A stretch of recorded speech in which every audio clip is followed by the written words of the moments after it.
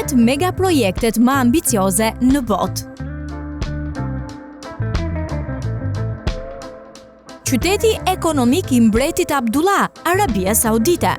Projekti synon krijimin e një qyteti ekonomik plotësisht të integruar, jo të varur nga nafta dhe që mbulon një sipërfaqe më të madhe se Washington DC, i projektuar për të strehuar deri në 2 milion njerëz. I fokusuar në logjistik, prodhim dhe turizëm, shkalla e tij masive dhe vizioni afatgjatë, 20 vjet deri në përfundimin e tij, e bëjnë atë një përpjekje të rëndësishme globalisht për të diversifikuar një ekonomi kombëtare përmes planifikimit urban. Strategjikisht, fokusi në sektor jo naft shfrytzues është sfida e të ardhmes për shtete të ndryshme, prandaj dhe kostot janë relativisht të larta. Qyteti bazohet në 4 shtylla kryesore: porti i mbretit Abdullah, një qendër logjistike dhe porti më i madh në rajon, prodhimi industrial, zhvillimi i shërbimeve dhe turizmi i orientuar nga deti i Kuq. Shkalla masive e të gjithë projektit dhe planifikimi i detajuar urban e bëjnë një përpjekje të rëndësishme, duke demonstruar se si planifikimi urban i shkallës së gjerë mund të përdoret si një mjet për transformimin strukturor dhe ekonomik të një kombi.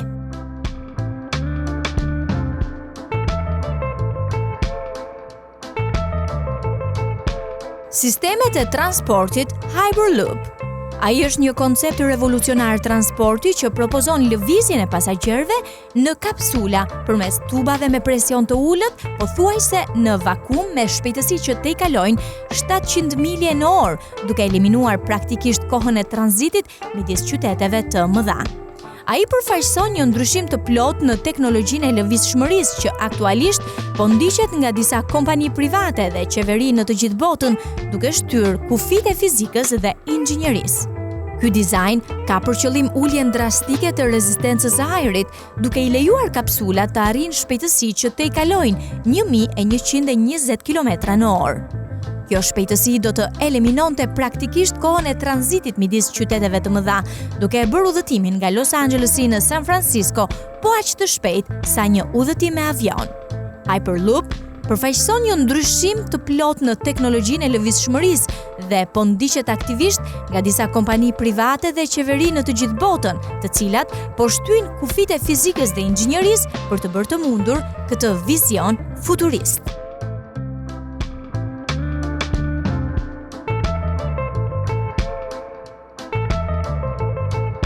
Hekurudha e gjirit. Projekti nisi me qëllim ndërtimin e një projekti hekurudhor të unifikuar shumë miliard dollarësh për të lidhur të 6 shtetet anëtare të Këshillit të Bashkëpunimit të Gjirit: Arabinë Saudite, Kuvajtin, Bahreinin, Katarin, Emiratet e Bashkuara Arabe dhe Omanin. Ky projekt synon të transformojë logjistikën rajonale dhe udhëtimin e pasagjerëve, duke krijuar një zonë ekonomike plotësisht të integruar dhe duke siguruar një lidhje të rëndësishme transporti jo rrugor në të gjithë gadishullin arabik. Qëllimi i këtij mega projekti rajonal është të transformojë rrënjësisht logjistikën dhe transportin e pasagjerëve në të gjithë gadishullin arabik. Duke krijuar një zonë ekonomike plotësisht të integruar, Hekurudha e gjirit do të përmirësojë lidhjen midis porteve kryesore, zonave industriale dhe qendrave tregtare.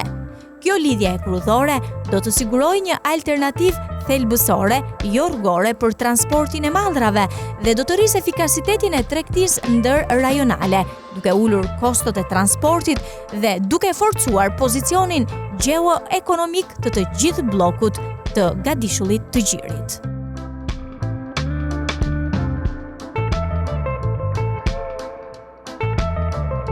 Projekti i lumit të madh të krijuar nga njeriu, Libi. Shpesh i quajtur mrekullia e tetë e botës, ky projekt është një rrjet i gjerë tubash dhe ujësjellësish që pompon ujë të lashtë fosil nga ujëmbajtësit e thellë të Saharas në rajonet bregdetare të populluara të Libisë. Ai është projekti më i madh i ujitjes në botë, duke transportuar mbi 6 milion metra kub ujë në ditë nëpër shkret të tjerë, duke u lejuar qyteteve të lulëzojnë në një nga mjediset më të thata në nivel global. Ky sistem është projekti më i madh i ujitjes në botë, me kapacitete marramëndëse transporti në kohë reale. Ky furnizim masiv dhe i qëndrueshëm me ujë ka lejuar që qytetet e Libisë të lullzojnë dhe të mbështesin zhvillimin e bujqësisë, duke transformuar potencialin demografik dhe ekonomik të vendit dhe duke sfiduar kufizimet e vendosura nga natyra.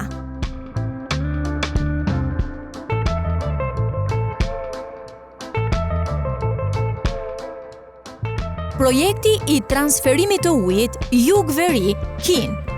Një vepër gjigande e inxhinjerisë civile e projektuar për të devijuar sasi të mëdha uji nga lumenjtë e bollshëm jugor të Kinës, kryesisht lumi Yangtze, në rajonet veriore të thata dhe të prirura ndaj thatësirës, përfshirë Pekinin. I përbër nga 3 rrugë komplekse, projekti përfshin kanale, tunele dhe stacione pompimi që shtrihen në mijëra kilometra për të adresuar mungesën e përhershme të ujit për qindra miliona njerëz. Koncepti është i thjeshtë, por zbatimi i tij është tepër kompleks, sepse devijimi është proces me shumë të panjohura për t'u analizuar imtësisht. Projekti i ndërtuar mbi 3 rrugë kryesore, lindore, qendrore dhe perëndimore, të cilat shtrihen në mijëra kilometra. Kjo kërkon ndërtimin e një serie të gjerë kanalesh të reja, tunelesh të nëndheshme që kalojnë në lumenj dhe male dhe stacione pompimi gjigande për të ngritur ujin në lartësitë e nevojshme. Kur të përfundoj plotësisht ky sistem, do të siguroj ujë të pishëm dhe industrial për një numër të madh banorësh, duke qenë thelbësor për mbështetjen e rritjes ekonomike dhe stabilitetit social të Kinës. Projekti demonstron aftësinë inxhinierike të Kinës për të manipuluar në mënyrë drastike peizazhin natyror dhe për të zgjidhur problemet e thella të burimeve.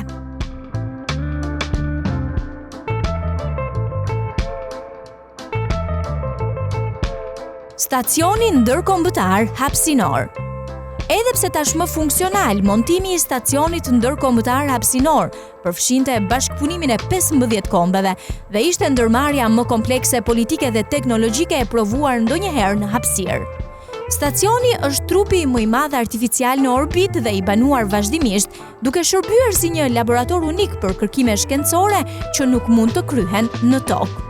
Stacioni ndërkombëtar hapësinor shërben si streh për astronaut dhe kozmonaut gjatë misioneve të tyre që nga viti 2000. Funksioni kryesor i stacionit është të shërbejë si një laborator unik për kërkime shkencore në mjedisin e mikrogravitetit, kërkime të cilat janë thelbësore dhe nuk mund të kryhen në tokë.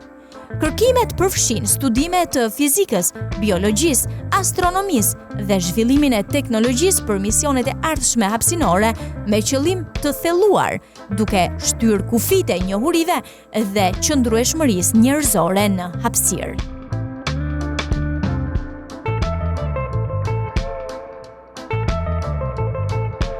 Rrjeti transeuropian i transportit. Një iniciativë afatgjatë e Bashkimit Evropian për të krijuar një rrjet transporti multimodal të unifikuar me cilësi të lartë në të gjithë Europën, duke përfshirë infrastrukturën hekurudhore, rrugore, ajrore dhe ujore. Me një kost të parashikuar prej rreth $600 miliardë, ai është projekti më i kushtueshëm i rrjetit të vetëm të infrastrukturës, i projektuar për të përmirësuar rrënjësisht lëvizshmërinë dhe kohezionin ekonomik në të gjithë kontinentin. Qëllimi kryesor i këtij projekti është të përmirësojë kohezionin ekonomik midis shteteve anëtare dhe mbështetëse në tregun e brendshëm të Bashkimit Evropian.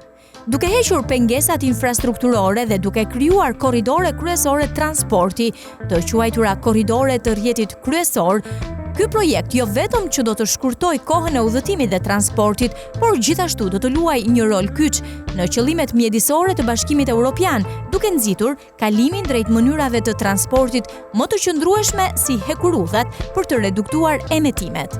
Ky vizion inxhinierik dhe politik kërkon bashkërendim të gjerë midis qeverive, si dhe standardizim të sistemeve të transportit në të gjithë kontinentin.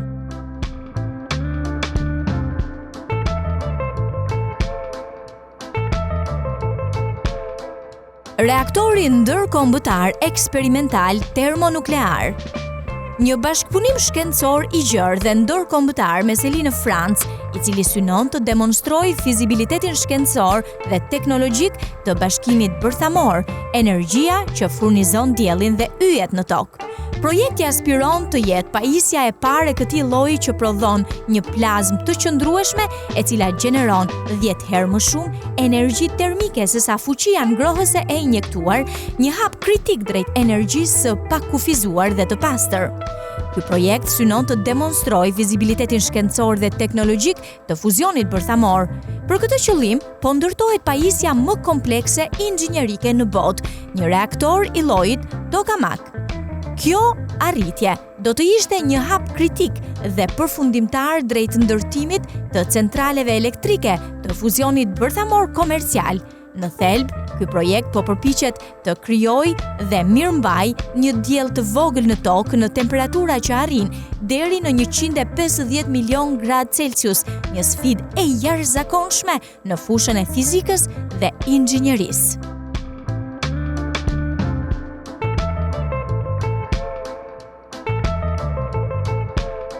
Iniciativa e Kinës, një brez, një rrugë, është projekti më i madh global i infrastrukturës në histori, që përfshin mbi 150 vende.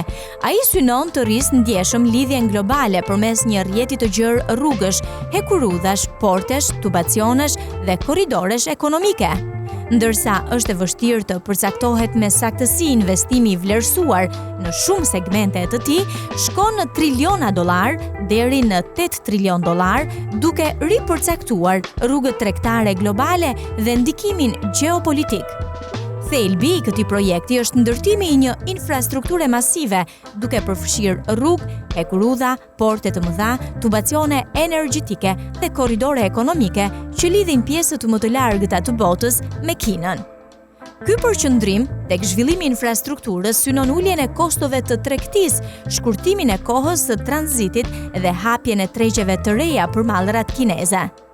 Përmasat financiare të këtij projekti janë tronditëse, ndonse është e vështirë të përcaktohet një shifër e saktë. Investimi i vlerësuar, duke përfshirë angazhimet e ardhshme, shkon në triliona dollar, duke e bërë atë një nga lëvizjet më të shtrenjta gjeopolitike dhe ekonomike të shekullit.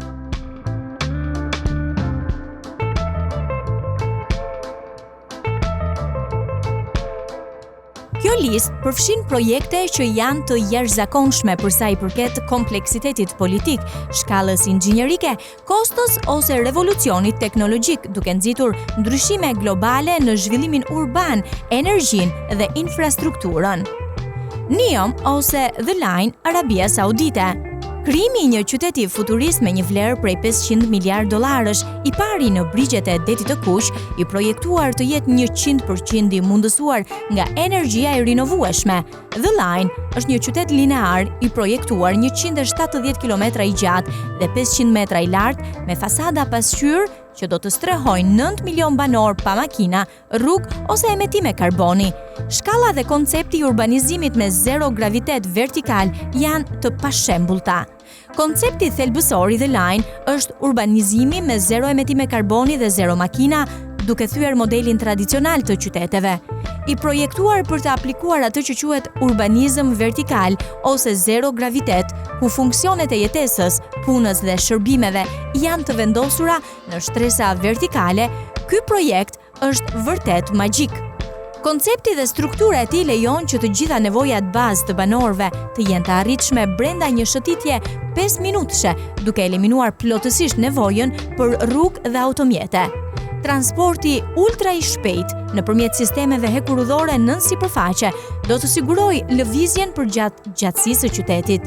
Për shkak të shkallës së tij masive dhe sfidave inxhinierike dhe logjistike të ndërtimit të një strukture të tillë gjigande në një mjedis shkretëtire, ky projekt është vërtet i pashembullt në botë.